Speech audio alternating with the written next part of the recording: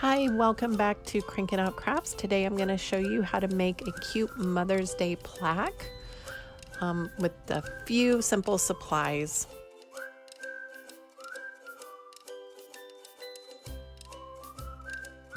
What you're going to need is a pencil, a pen,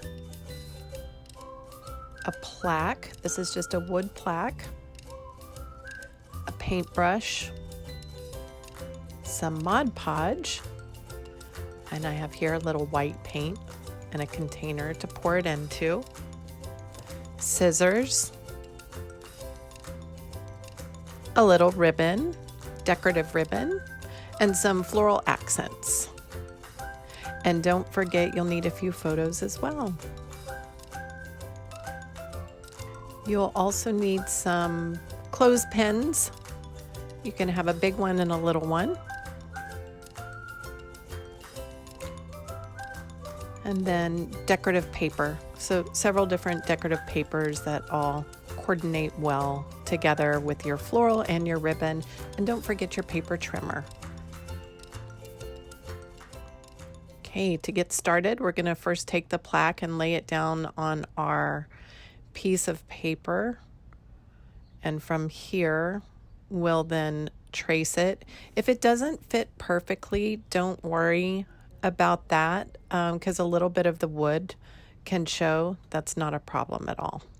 Okay, then we will trim this down to size. Now I'm going to take a coordinating piece of paper, lay it on top, and here I'm measuring. I want to cut it just slightly smaller than the last piece, so I offset it by about a 1/2 inch on either side, and then mark it with my pencil on the back. Then I will trim it, and this gives it just a little bit of a border and offsets the two colors. So we'll just give it a little trim. So I'll take my plaque now and lay my first background sheet on. Take a look at it, and it covers it quite well, so that's good. I'm going to want to round those corners. I put it on top. I'm not really getting a good visual on how I can do it, so I am just going to wing it and round the corners and cut them. This is totally acceptable. Totally acceptable. And it makes it look handmade. I like these added little touches. You don't have to worry about being perfect. And then we will take a look and lay it on the plaque, see how it looks. Again, I do like that exposed wood edge on there. Needed to give it a little trim. All right, there we go. Make it fit perfectly. Now laying the second piece on top, and I'm just going to freehand round these corners as well with my scissors. Okay, super easy, not making it complicated at all, and it fits, has a nice border. We're ready for our next step. We're going to take our Mod Podge, and you could use glossy or matte, it does not matter. Mod Podge comes in both. I'm going to give it a generous layer on here and spread it out with a flat paintbrush. And I'm giving it a nice coat where the wood is glossy, and you don't want it too thick, otherwise it'll make lots of pockets. So I try and smooth it down as best that I can and work quickly because you don't want parts to dry before you set the paper down. Now this part is very important. You're going to want to burnish it. So lightly go around, pushing the paper from the center, pushing it out, and rubbing all around the edges to try and get any bubbles out. You'll probably have to do this for a while and firmly, but go down and press, press, press. You want to really smooth it out. It's best to let it dry before you put the second layer on. When you put the second layer on, the paper will want to pucker or pull upwards. So you need that first layer to really be dry. I'm working quickly here, so I'm not sure if that first layer, if I gave it enough time, we'll see. Okay, so I've put down a layer of Mod Podge on top, and now I'm going to put my second color of paper on top of this. I am seeing some bubbles, so I probably worked too quickly. I should have left it, let each step dry before I put the next layer of Mod Podge on. But I'm going to keep working with it. This is just things that we learn in crafts. I'll be layering it with lots of pictures, so hopefully you won't see those puckers and bubbles too much. We'll keep working. Okay, so again, burnishing the second piece down, pressing from the center out, and I like to work in a kind of, you can see me doing some circle motions sometimes, and just making sure we press that paper down. I would recommend letting each layer dry in between Mod Podge and making sure that you don't have any bubbles. Okay, so make sure you put your brush in water to clean it out.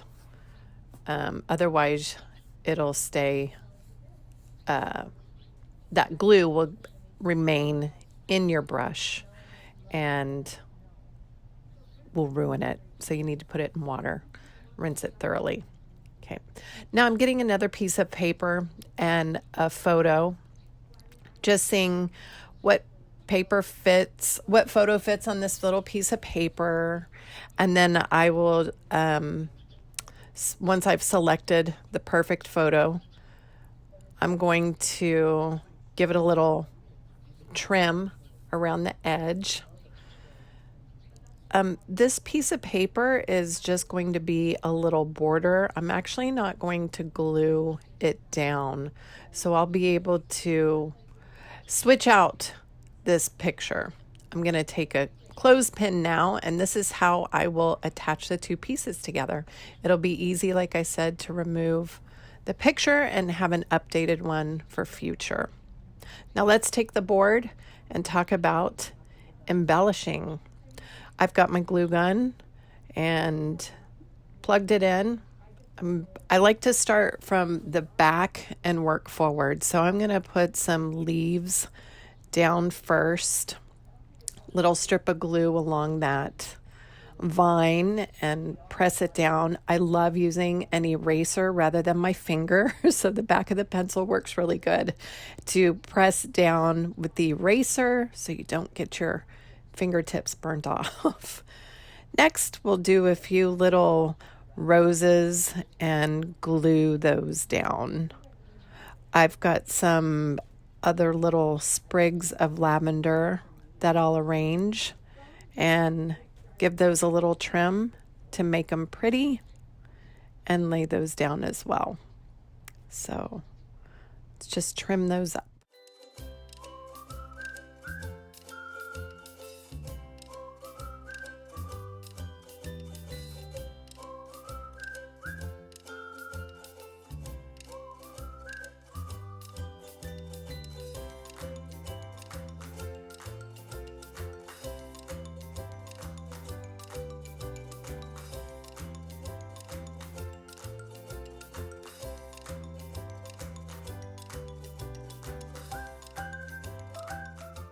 Once my roses are secured, then I will attach this clothespin. This is a big clothespin and it has a nice white edge. Centering it, put a little hot glue on there and place it down firmly. Oh, and this little bow, don't forget to add a cute little bow. I have a little trick I'm going to show you how to make this cute little swatch of ribbon look like a bow, very simply with a little hot glue. So what you'll do is take your decorative ribbon. This one is about 1.5 inches wide. I'm probably cutting about a 6-inch strip. If you don't have a ruler, you can measure it with your hand from the tip of your middle finger to the bottom of your palm. That's about 6 inches, and angle the edges opposite. And then find the center of your ribbon by folding it in half. And then cinch it there in the center. We're going to put a little piece of hot glue and pinch it to cinch it. Give it a squeeze. This is just holding it, securing it there in the middle. And then we're going to fold the two sides, those edges, to the back. This is creating a pleat, and by creating that pleat, it will make it look like a bow when you flip it over. Now, if it's a little too long, you can, of course, give it a little trim. That's what I'm going to do here. Okay, so that is how you make a cute little bow. Kind of looks like a butterfly too. I love these coordinating colors of the yellow and navy blue. I'm going to apply a little hot glue, attach it where I want it, and then finally applying our picture. Remember, I didn't attach the picture to that background, so I can switch out the pictures in the future. And there we have a cute little board for Mother's Day. Again, switching out pictures as you wish. So this can really be a timeless piece. Here's another board that I did. We wrote Mom on this one, so you can make it especially for Mom. You could also put another clothespin down, attached like that. I'm going to trim out another piece. I love, with all my scrap paper and all those coordinating sheets, to write little messages on the paper. Here I'm going to write, I love you. Don't be afraid to use your own handwriting. Makes it even more special. Add little hearts. This way you could change out the messages too for Mom. Hope you have a happy Mother's Day, and we'll see you next time.